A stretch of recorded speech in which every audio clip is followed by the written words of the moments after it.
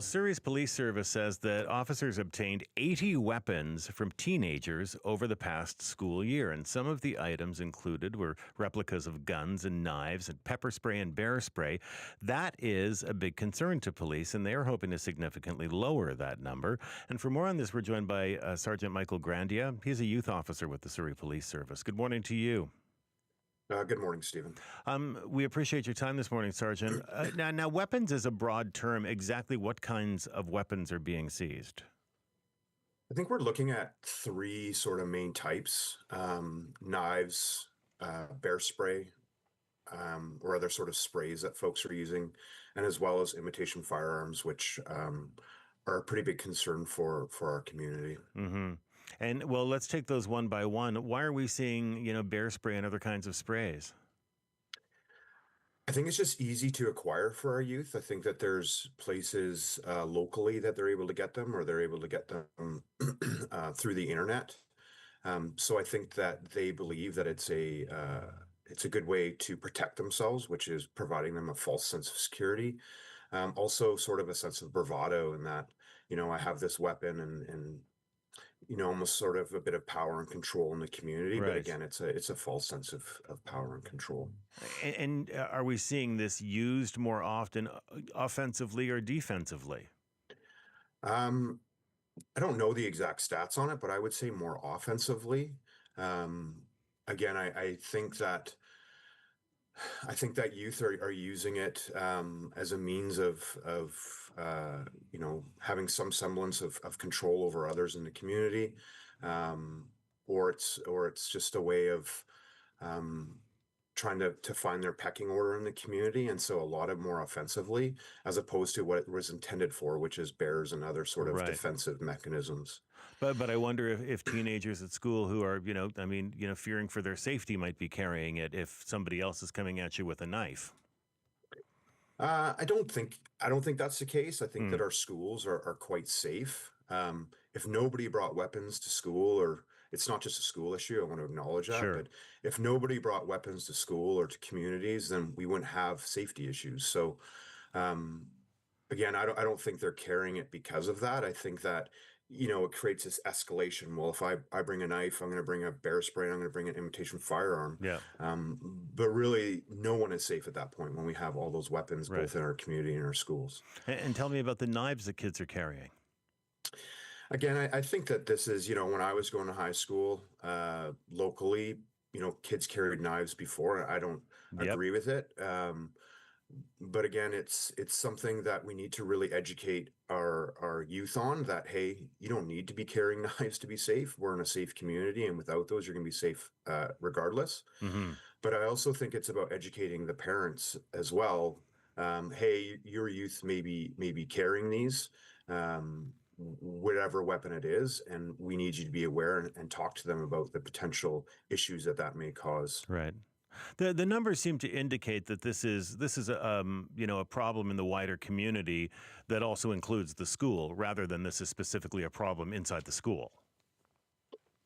Yeah, I think there's a school connection in the sense that our youth are going to school, but I think a lot of what we are seeing is community-based issues. So whether that's robbery or assaults or other just weapons-based offenses, it's not just a school-based issue. Right. Yeah, and I see that since 2022, these are some figures. Police were called 56 times by schools and 112 times to non-school incidents involving young people.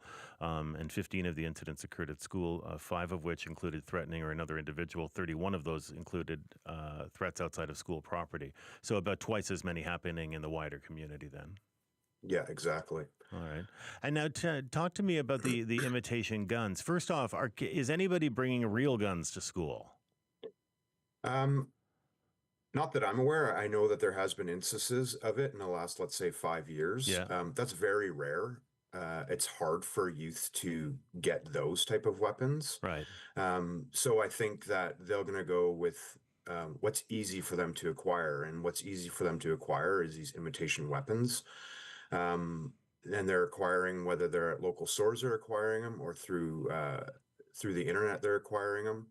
The challenge with these imitation firearms is that they look very, very real. Yeah. To the point where We had one a couple months ago where I actually had to pick it up and check the magazine to determine whether or not it was a real weapon or not. So that's the concern, is that if I can't tell my real weapon from a fake weapon, and I've been handling, weapons for 20 years, that's a challenge. So how do we know whether or not they're real when we're trying to, work with the youth that maybe has one of these weapons in the community, and we don't know if they're real or not? That's concerning. Well, and it is. I mean, and we've just seen the city of Vancouver City Council recently voted to ban the sale of gun-shaped lighters, of all things. There are several stores that you can go to in Vancouver, Burnaby, or just about anywhere else that sell airsoft and paintball guns that look every inch like the real thing, whether you want an Uzi or a Glock or, whatever you want the gun to look like. They look incredibly authentic. Yeah, and I think that's where we really need to educate the parents, and so that's part of our prevention model. It's not only educating the youth on the potential pitfalls of carrying these weapons, but it's also around educating the parents. Youth may be able to purchase these things, but when we talk to the parents and educate them about the potential consequences, I think that that's where we're really able to ideally make a dent into trying to not have these in the community. Is it legal to sell those things? Because there are stores. I'm not gonna name names here, but you're probably aware of the stores. There's more than one outlet. With glass cases full of really realistic looking guns and lots of knives, butterfly knives, switchblades, all kinds of things.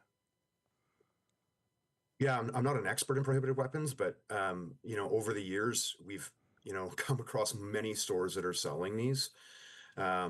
And so around airsofts and the replica firearms that we are seeing, yes, they are legal to sell. Some of the other knives that you mentioned are prohibited weapons.